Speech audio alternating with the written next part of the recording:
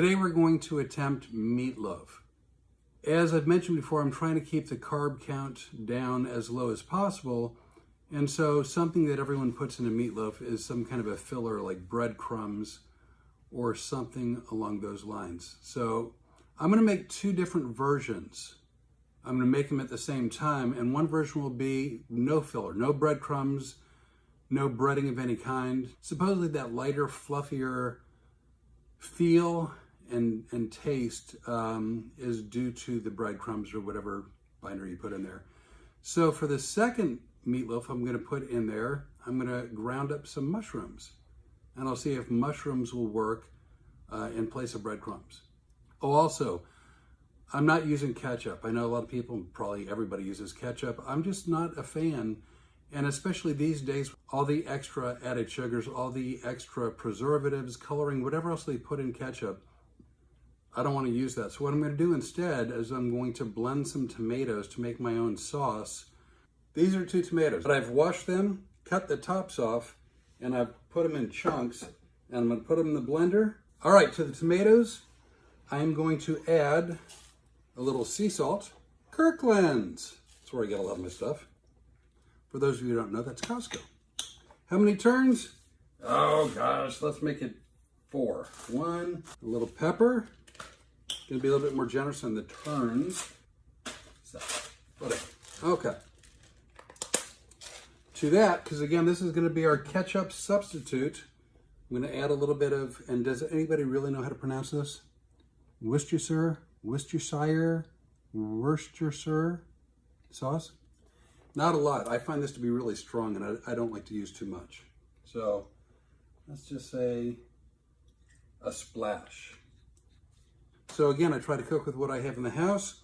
This is kind of like a Tabasco, but it's different. You can get it probably all over the country, but it's big in Louisiana. This is Crystal hot sauce, and just a smidgen, a splash. Oh, I'm going to do it this way so you can watch. Ooh.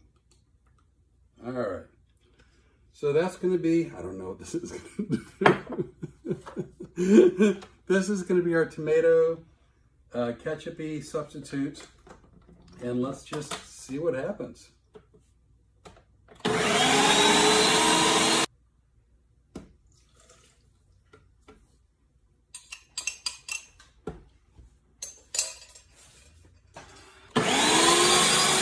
So for me, this is part of the fun, is to do a little bit of experimenting. The tomatoes blended just by themselves wasn't quite what I was looking for. I added a little bit of beef broth. Still not quite what I'm looking for, but I think what I'm going to do is add some tomato paste. This is Kirkland organic tomato paste. I'm going to add, oh God, what do you think, about not quite half a can. Closer. Let's see what it tastes like. Where'd I put my spoon? That's right here. All right, I'm going in with a little bit more. As they always say, you can always add more. You can't take it out once it's in. So I'm now at about 3/4 of a can of tomato paste. Let's see what we end up with. Well, definitely thicker, richer color. This is definitely like a tomato, a ketchup kind of a consistency.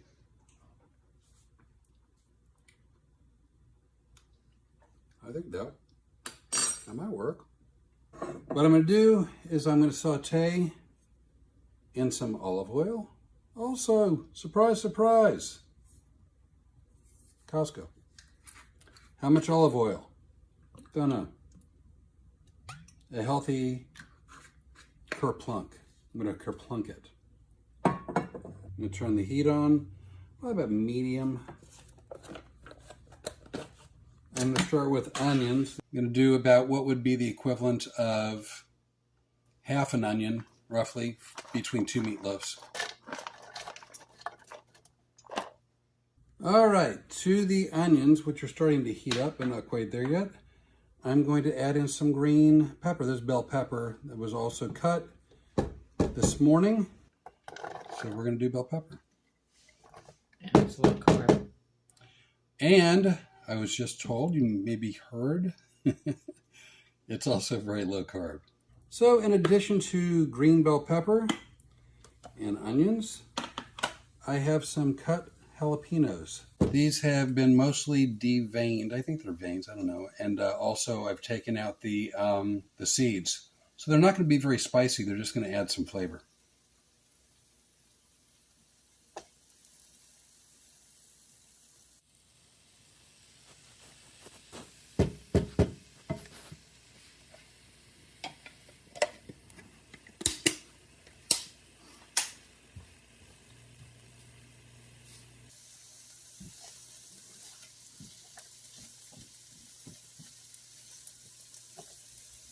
So get some bacon crumbles, and I'm going to toss those in. By the way, this is no strict measurements. I'm just eyeballing everything.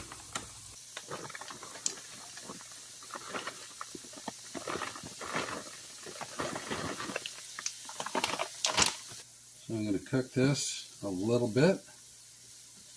Saute, whatever thing you'd like to call it.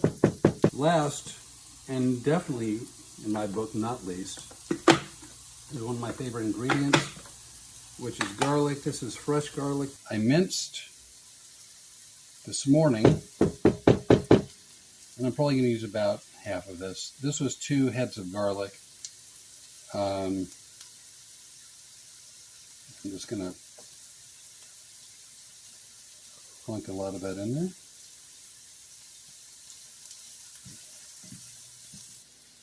I'm going to add a little bit of Worcestershire to this, very little bit. This right now is what we have, which is onions, green bell pepper, jalapenos, bacon, garlic, and I'm going to set this aside. I've turned the stove off. Let this cool down a little bit. Here's about 1.5 pounds or so of ground beef. Additionally, another 1.5 pounds of ground beef. All right, to that I'm going to add a little Worcestershire sauce. That should be more than plenty. A little bit more crystal. There we go.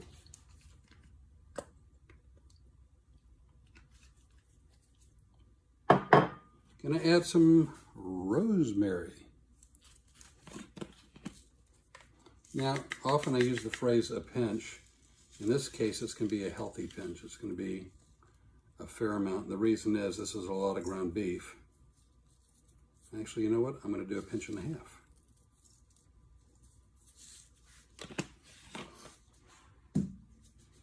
I think paprika is a good idea. If you were to ask me why, I would tell you it's just a gut thing. I'm not really sure why. I just feel like it is. Cumin. I like cumin. I'm going to do for this, again, because there's so much ground beef, I'm going to do a healthy, I think, 2 pinches. There's 1 and 2.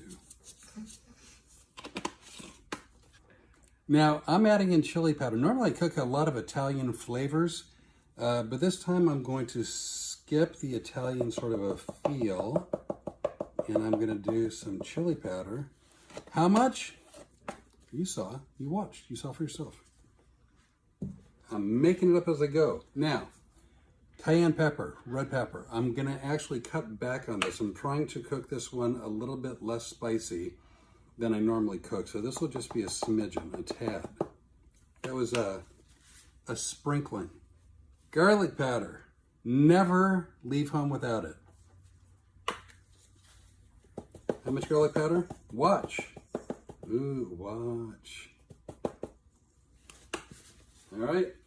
And finally, I don't cook with this as much as I used to, but I really do like it. Onion powder. Big fan of the onion powder. All right, so we got that going. A little salt, little pepper. A little salt, little pepper. Pepper. 2 eggs. a little bit of our tomato concoction in here as well. Probably a ladle's worth. So here's the plan. What I'm going to do is I'm going to mix all this up together. Then I'm going to make one meatloaf with about half the meat, and that'll just sit there for a few moments. And then what I'm going to do is I'm going to put in the mushrooms as a bread Substitute. as a breadcrumb substitute. So let's go ahead and get this mixed up. You don't want to compress the meat. You want to keep it kind of light and airy, because otherwise the meatloaf itself will be way too dense.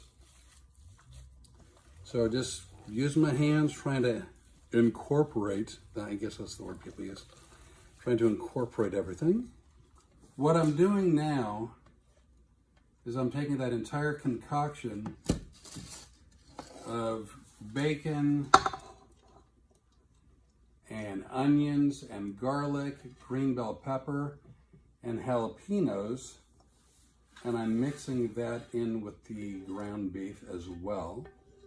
I could edit this out, but I'm not going to. I'm going to be very honest. I set it aside to cool, and then I forgot about it. It almost missed being part of this recipe. They are the holiday biscuits that everybody always forgets us in the oven. Right? That was my bad.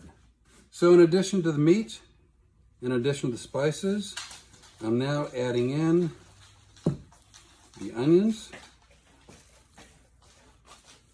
green bell pepper, bacon, garlic.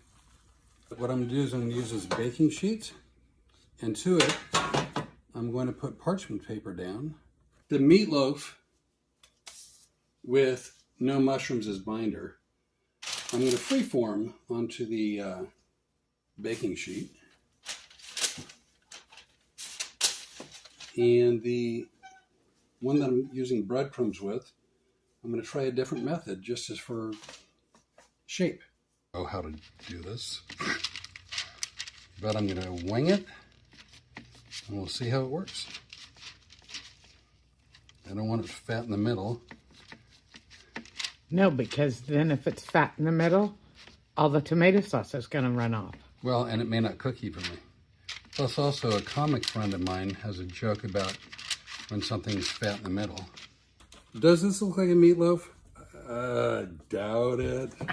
So I'm karate chopping to create just a little channel. All right, now to this, I'm going to add, these are white button mushrooms. So I've got 2, 4, 5 mushrooms. All right, so let's see if this works. So this is like 5 mushrooms.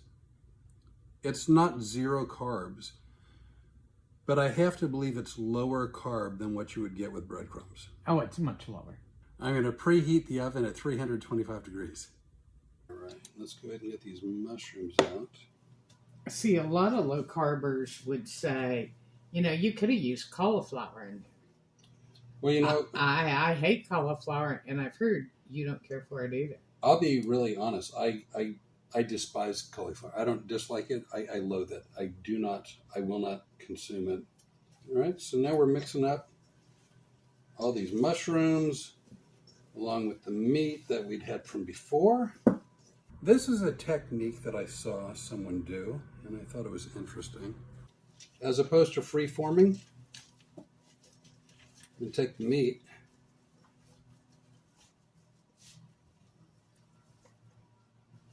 I'm just going to shove it here in this bread pan.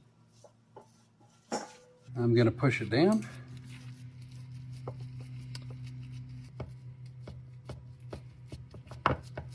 So if I can get this out of the loaf pan, I think it'll have a prettier shape. It should be more uniform, but time will tell. So that's the meat in the loaf pan. Right, there we go.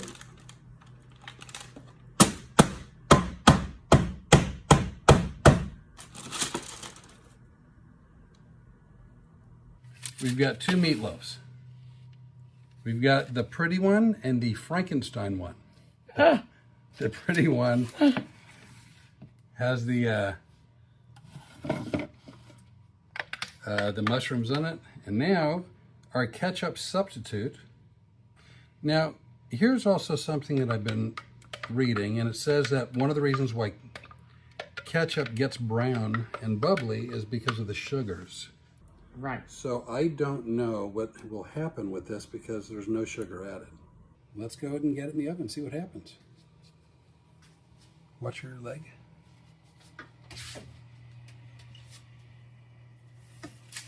All right. I believe I'm going to cook it for 30 minutes this way, and then I'm going to spin it and cook it the other way. So there you have it. 325 degrees. I'm going to have to double check, but I think they said with an internal thermometer, when it's all said and done, the meatloaf should be about 160 or 165 degrees. So as we get close to about an hour in the oven, then I'll go ahead and use the thermometer and I'll see where we're at. All right, I've taken the meatloaf out of the oven. I have a thermometer in it, and it looks like we are at 160 degrees.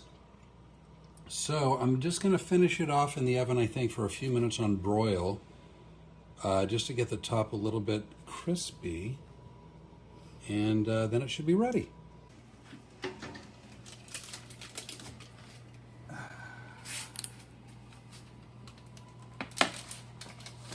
Now, from everything I've heard, it's always, even though it's meatloaf, to let it sit and rest for a good 5-10 minutes. And then we're going to cut into it, see what we got. And now, the moment of truth. And cut first from the Frankenstein. Absolutely no mushrooms. Let's see how that goes. So that's definitely cooked. So let's see. This is no mushroom. Definitely cuts more like a hamburger. There's no doubt about it. This is a big meatloaf burger. The flavor's excellent. Tastes like meatloaf. I am not unhappy with this.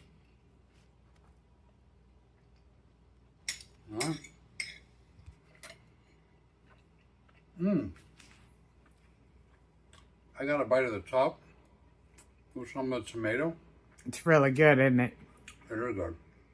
From the mushroom meatloaf. See if that cooks or eats any different. Wow, look how tender it is. It's more meat. It's more meatloaf like.